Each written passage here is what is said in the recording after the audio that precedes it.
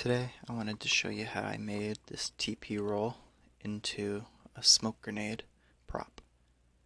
So first I wanted to make it a solid block, so I made a circle out of cardboard to make it a little bit more rigid. Then make two of those, and then I made a foam circle spacer, and I made two of those. Make sure you fill it with smoke, and then I put the cardboard one in, and then I used two foam ones as spacers so I got the gap right. Heat treat the EVA foam. I just have a lighter, that's all I have to work with. Heat gun would be better. And then use some contact cement to then tack down the TP roll.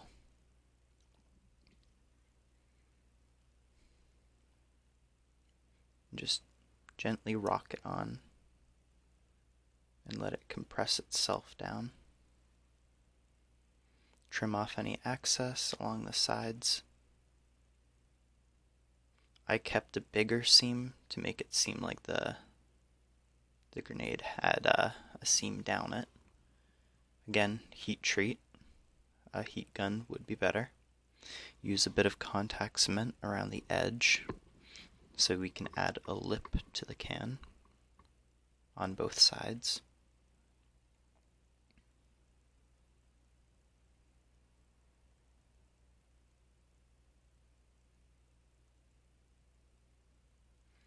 And make sure you line it up how you want it, because once it's down, it's down.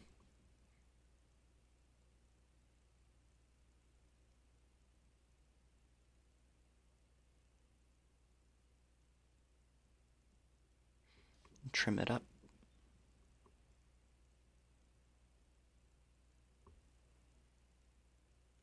And then I used a fine grit sandpaper to just round over one edge to make the lip softer. And heat treat that as well.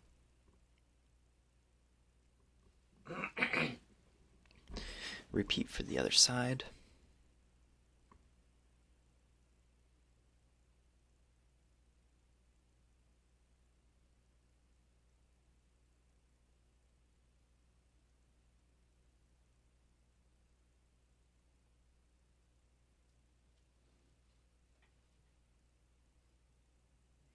Then using an extruded polystyrene, I trimmed out the top of the grenade. That was the hardest part of this build, was figuring out how I wanted to do that top.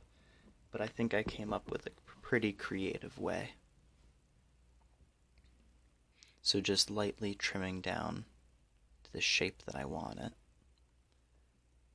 And then I knew I needed a spout, a little bit extra. So I took a little wooden piece, you'll see here in a second, and I glued it to the bottom, and I used that to help me make my rounded edge a bit better.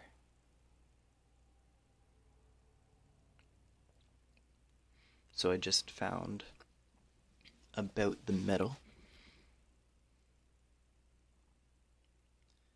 and then I just stuck it on there with a tiny dab of hot glue.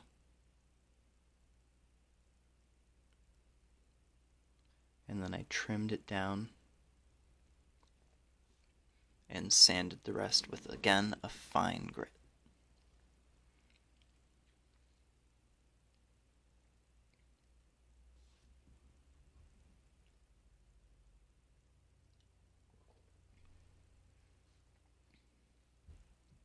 And after that, I could just see how I was going to carve it out.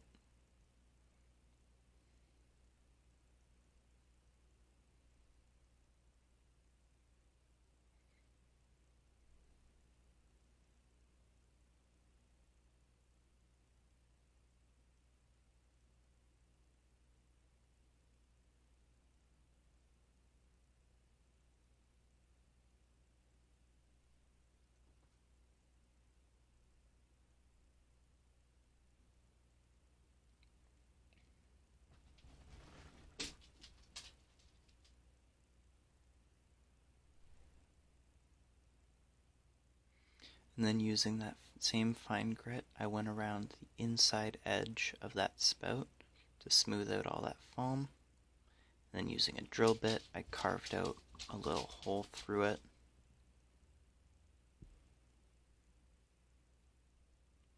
Then adding just a little bit of detail on the outside to make it a bit more interesting, I added another piece of the foam, and I just trimmed it down to the size I wanted it. Nothing too big, I just wanted a little bit.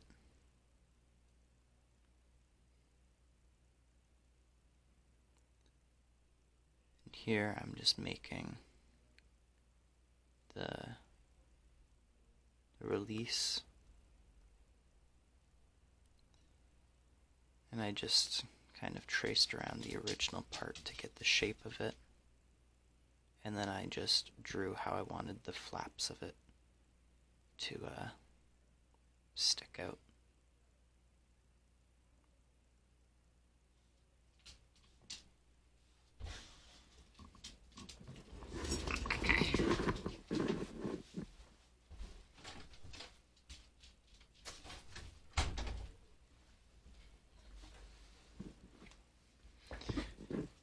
There was no exact measurement I was going by here. That was more so just freehand with a ruler.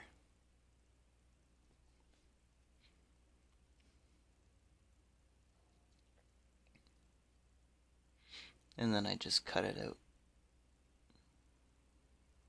And that was my rough shape. I cut it in half after this, so that way I could better find the size. And then I used a flame to heat up my knife to open up the edge, so that way I could actually stick it inside of the grenade like how it would sit. Make sure you carve all that out. Be very careful, use a sharp blade and not a lot of pressure. Same with this, I used a thicker blade to carve out a bit more at a time, but that's a sharp blade and not a lot of pressure. You don't want to put too much pressure because it might slip and you can cut yourself. And a cut from one of those knives sucks.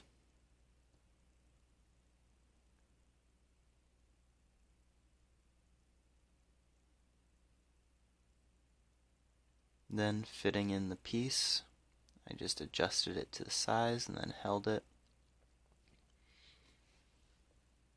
And then just using a very tiny dab of hot glue to hold that size.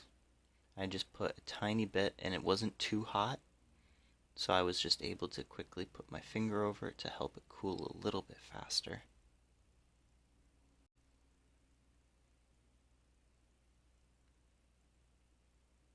And then I just did the same to the other side where I got the size I needed, and just put a little dab. And then using that, I drew out a better one, the final result, and then I just broke the top off of a spoon, and I just trimmed it off, so that way I had that little bend in the spoon to act as my lever for it. And then I just contact cemented that on.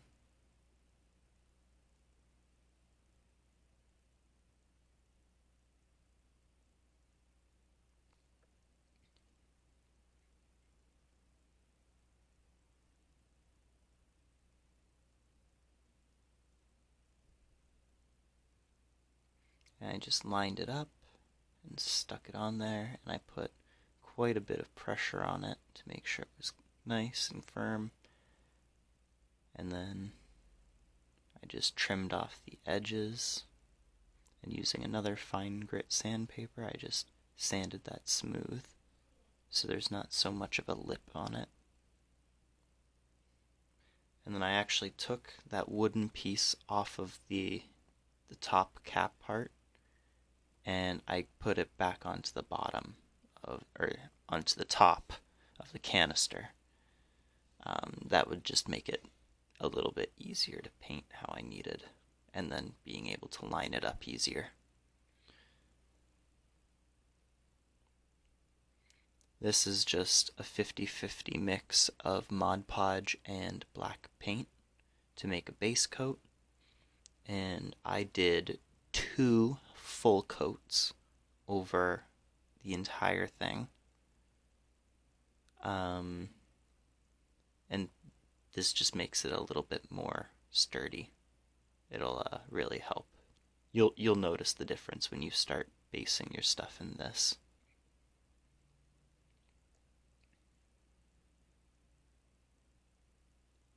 And like I said, I did 2 full coats over the entire thing.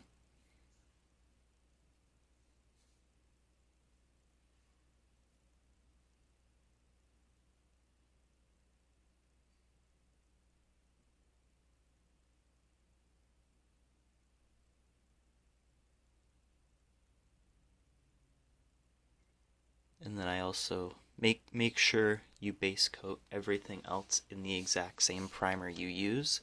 So this is that black and Mod Podge mix. And you want to do the entire thing with as many coats as it needs.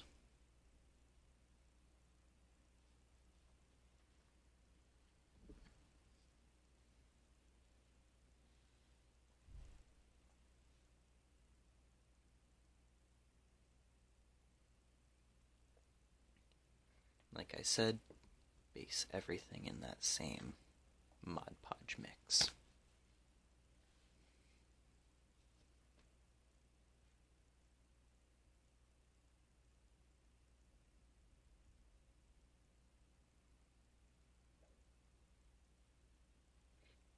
And I've been showing off this graphite powder a lot lately.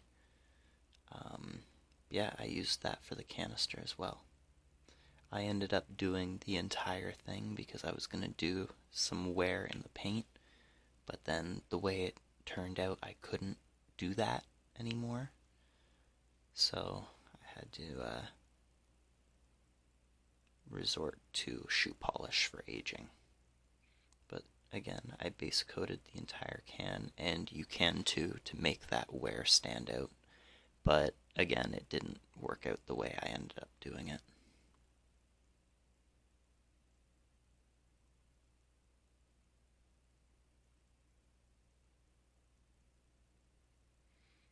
And then I did that graphite powder on the top as well. This top came out a lot darker than what was on the can. I don't know why. But you can always go over it with a second one and it wouldn't really hurt at all. But the graphite does wear off and onto your fingers. So if you do that, find a better way to seal it. But the way I sealed it, it just came out a lot darker, almost like a black.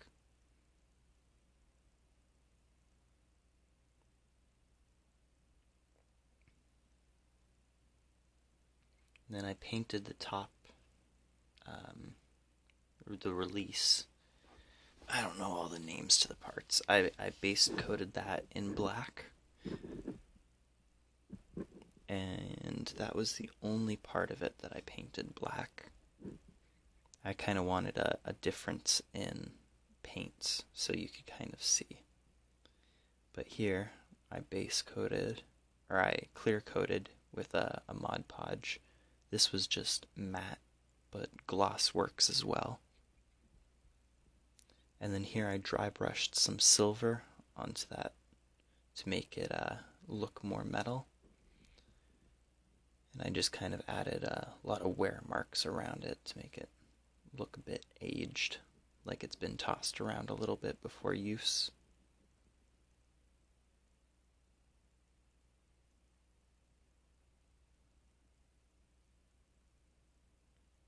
And just lightly using the tip of the brush in silver really adds those wear marks. I used it to kind of highlight the edges on any of the raw metal parts that I did in graphite.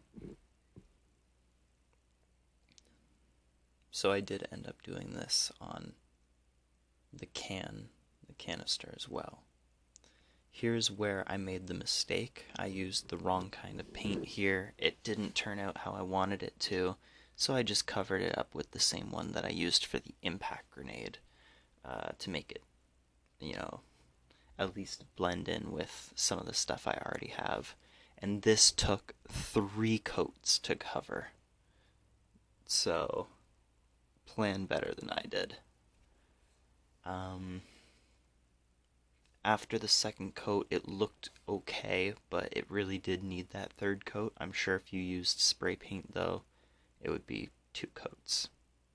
Here you can see me putting on the third layer. That just looks so much better.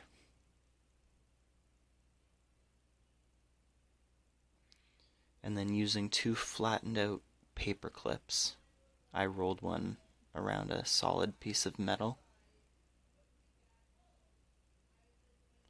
to get a good ring. And that's how I formed the ring for the pin. And I just super glued side to side for more surface area. And then here's where I aged it with the shoe polish because I couldn't chip it down to the graphite powder anymore, so I just used that to give it kind of an oil wash. And then using a paper towel and just a tad bit of rubbing alcohol. And yes, in this shot, those are headphones that I put around the thing, and I forgot to take them off so you can see them rattling around as I bump into them. Because in that, it was just too late. And then I added this little thing to hold the pin in, so you can't pull the pin out aggressively, but you can. And here's that tape pull around the edge of the canister. There was a bit of bleeding, but that wasn't an issue. You can just wipe it up. And then I did another layer of that matte Mod Podge for a clear coat, just to protect it all. And then using a silver, I painted that wooden piece in the center there. And I also went around the edges and dry brushed in a silver to give that wear appearance, just like you see here. Just slightly, but it adds that little bit of depth. And that's what really looks good.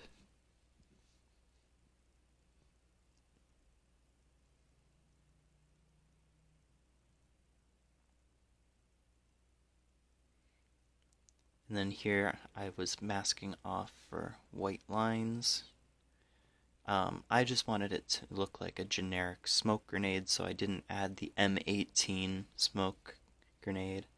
I didn't add any writing to it, because when you look at it, you kind of understand what it is. And, I didn't want to go through the effort of printing out a stencil or anything like that. So I just added the white striping and everything, and I just used my airbrush for that to add a thin coat that pops. And then it was also easy to add some wear to and texture. But you can see I did a huge blotch at the beginning there, so I just kind of moved on and just went around the whole thing.